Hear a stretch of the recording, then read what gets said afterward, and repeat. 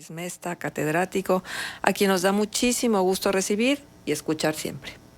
Profe, ¿cómo está? Pues pensando en tantos temas que se pueden abordar, hubo un niño canijo. ¿Canijo qué significa? Valetudinario. Ay, pues quedó peor. Enfermizo y débil de nacimiento. Proclive a una muerte temprana. Es lo que significa canijo. Canijo es lo mal hecho, ya en el sentido lato del término. Y ese niño canijo se llamó Immanuel Kant. Nació en Monterrey. Ahorita estaba nuestro amigo, el doctor en ciencias, graduado en Inglaterra, con un chiste algo racista, pero es una broma, por supuesto, de los apellidos judíos que terminan en Berg. Pues él nació en Prusia, que es, digamos, la región más oriental de la actual Alemania, de hecho rodea Polonia, y en Monterrey. Monterrey es Königsberg. Entonces, estoy hablando de Immanuel Kant. Ese niño canijo que se iba a morir, como muchos niños, la mayoría en su época, antes de los 5 años, por eso las familias eran numerosas. Johann Sebastian Bach, ahorita hablaba del arroyo, Bach significa arroyo, etimológicamente, tuvo 21 hijos con Bárbara y con Ana Magdalena. Pero cuántos se lograban, que era la expresión que se usaba. Las familias eran numerosas, los hijos que nos dé Dios y nos los conserve, porque la mayoría morían en la temprana juventud, si no es que en la franca infancia. Y este señor vivió 80 años y se graduó, y yo platicaba recientemente ahí en la bella Casa Mudéjar, que ya después de ejercer la docencia y de pasar hambres, pues se pensionó, digámoslo así, y se levantaba a las 5 de la mañana, desayunaba pan negro y tomaba también té negro. No era racista como Francisco, por el chiste ese de los apellidos, y se la pasaba leyendo, estudiando. ¿De qué? De todo. Es que era filósofo. Sí, pero era teoría del conocimiento y estaba abrevando en ciencia constantemente. ¿Y cuál ciencia? Todas. Es fama que dio una charla sobre el recorrido del río Támesis y había británicos presentes y muy emocionados. Invitaron a Kant que la próxima vez que estuviera en Inglaterra accediera a ser su invitado. Y Kant dijo, nunca he salido de Königsberg. Y es verdad. Los biógrafos más acuciosos dan cuenta de que jamás se alejó de Königsberg, Immanuel Kant. Y que hablaba con detalle, con lujo de detalles, por ejemplo, de cosas de geografía, pero él estudió cálculo infinitesimal, física avanzada, porque su ídolo era Isaac Newton. Entonces nunca se alejó de Königsberg, pero quizá caminó miles de kilómetros, porque todo el día, bueno, hasta antes de la comida se la pasaba estudiando, leyendo. Luego comía, siempre tenía 1 o 2 invitados a comer. Había una charla de sobremesa, estamos hablando ya del Kant cerca de los 80 años. Y toda la tarde se sentaba en una mecedora o en una silla cómoda junto a una ventana a digerir no solo los alimentos que había ingerido, no era el proceso digestivo, el metabolismo somático, no, sino digerir también lo que había leído, lo que había estudiado. Y en la noche caminaba 1 hora, y era tan preciso que la gente ajustaba sus relojes, a esta hora pasa por aquí el señor Immanuel Kant. Entonces, ¿los viajes ilustran? Sí, pero se puede viajar también con la pura mente, como hizo Immanuel Kant. En fin, Edgar Rice Burroughs, el creador de Tarzán, nunca estuvo en África. Y nos inventa un extraordinario personaje. El primer jesuita con el que yo conviví venía de Países Bajos, quizá lo conocieron, se llamó Jan Auping. Ah, sí, sí. Jan sí, sí. Auping tenía en ese momento 2 doctorados, ahorita tiene 5. Hablaba 7 idiomas, no sé cuántos idiomas hable actualmente. Él daba clase, en ese momento se podía, ahora el TEC de Monterrey no lo permite. Daba clase en el TEC de Monterrey, en ICITAC y en la UANE. Fue mi maestro en la UANE. Y él, el padre Jan Auping, que hablaba 7 idiomas, me invitaba a acompañarlo los domingos a la colonia Jacobo Meyer de Torreón, pero en frontera con Lerdo. Por eso es, curiosidades geométrico-geográficas, era Torreón frontera con Lerdo, la Jacobo Meyer, y él iba a alfabetizar, a dar clases. También, obviamente, como sacerdote, pues iba a predicar el evangelio, pero iba con ayuda efectiva, concreta, material, no de palmaditas y palabritas dulces. No, él iba a ayudar y tuve la fortuna de colaborar con él en beneficio de aquella gente, pues 1 año. Y me acuerdo lecciones que nos venían bien a cualquiera. Cuando llegues a un sitio, si quieres conocer el lugar, ve al Mercado Popular. Aquí yo fui a la Alianza y fui al Mercado Juárez. Y ve también al Panteón. ¿Quieres abrevar la cultura local? Ve al Panteón. Hay panteones para ricos y hay panteones para todos con secciones para ricas. Bueno, visítalos. Visita primero los panteones populares. Ahí conoces a brevas de la gente. Y él me llamaba la atención porque se movía en una bicicleta. Iba al ICITAC en bicicleta, iba a la UANE, iba al TEC de Monterrey, trabajaba en las 3 escuelas. En una ocasión, se van a enojar los de la UANE, le robaron ahí su bicicleta y todos nos cooperamos para comprarle otra, pero tuvimos el mal gusto de comprarle una mejor que la suya y la vendió, compró una usada y el excedente, la diferencia más bien, la destinó a la gente pobre de la Jacobo Meyer. Entonces, cuando el padre Jan Auping llegaba a la Jacobo Meyer, pues lo recibían con gusto. Yo me ponía muy nervioso porque él decía, los mexicanos dizque tienen fama de ser muy machos y los machos honran su palabra. Tú quedaste de venir todo, le decía a alguien que iba a clase, a tomar la clase. Quedaste de estar aquí a las 9 de la mañana. Iba a la casa, he was suffering hangover, y estaba crudo con los ojos rojos como el pajarito del que habló la persona que está aquí a mi siniestra. Y, no, padre, espéreme, al rato voy. No, vámonos juntos. Y salía enojado, rumiando, pero se iba a tomar la clase con el padre Jan Auping. Y todos lo respetaban, lo querían, y cómo no. Sino, aparte de darle en las clases, le regalaban los libros, los cuadernos, las plumas. Alguien necesitaba un medicamento y le conseguía el medicamento. Y andaba en bicicleta.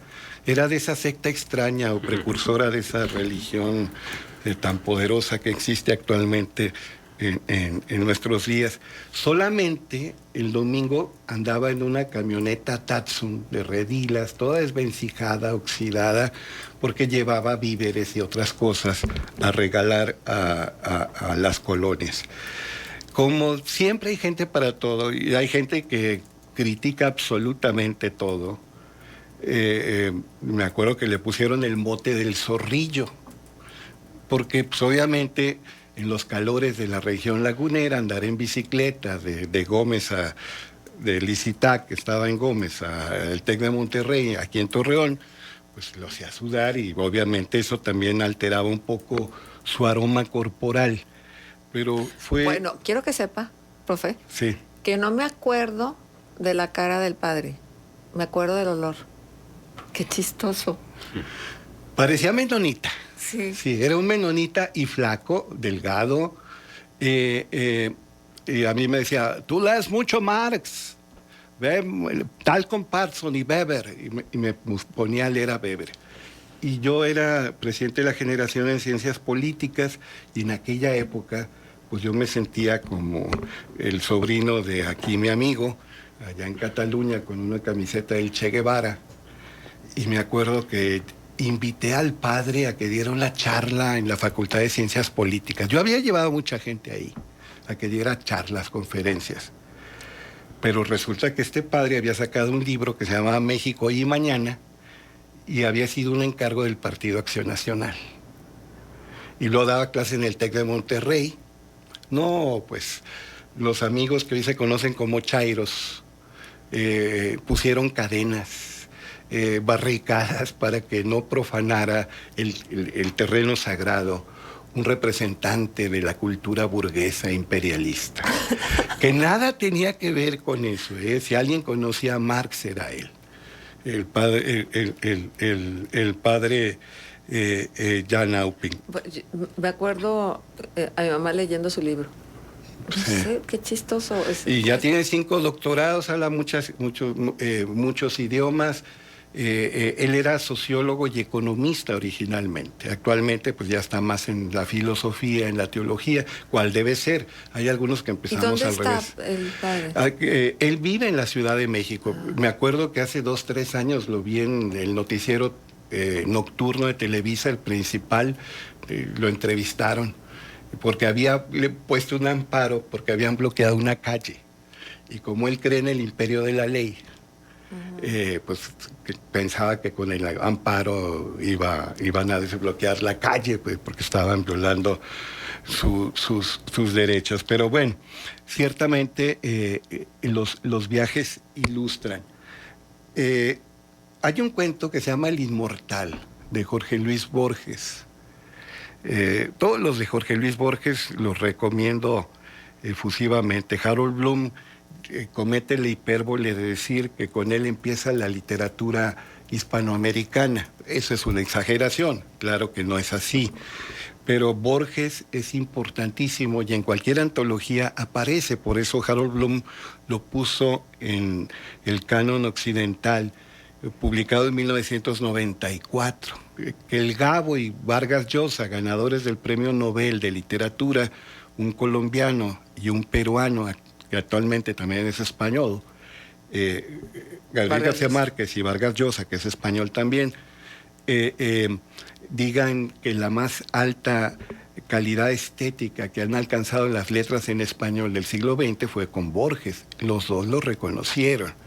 Bueno, pero ahí alude a un personaje legendario. A propósito de la broma de la guasa que estábamos ahorita con nuestro amigo Francisco de judíos, el judío errante. Hay muchas versiones del origen de esta historia.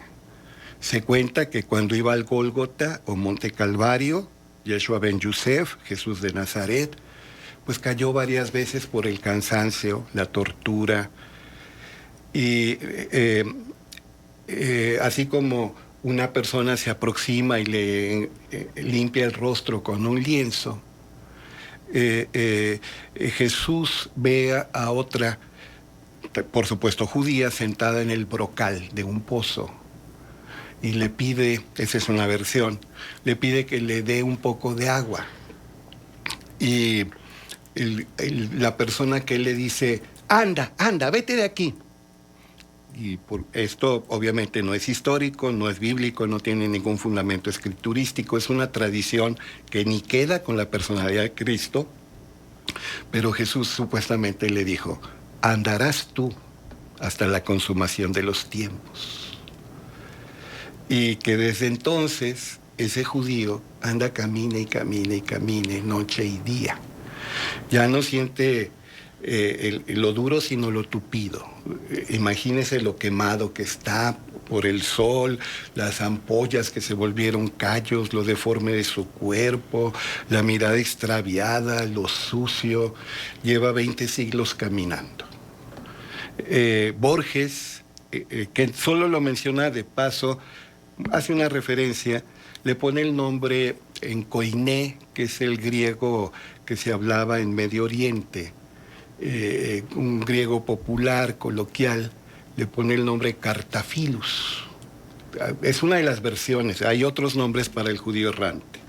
Bueno, se cuenta que recorrió la totalidad de Israel, Medio Oriente, el norte de África, África entera, llega a Tierra de Conejos, que es lo que significa el nombre España, recorre Europa entera, incluso la insular, ahí donde está el vado de los bueyes, Oxford, o el puente de Cambridge.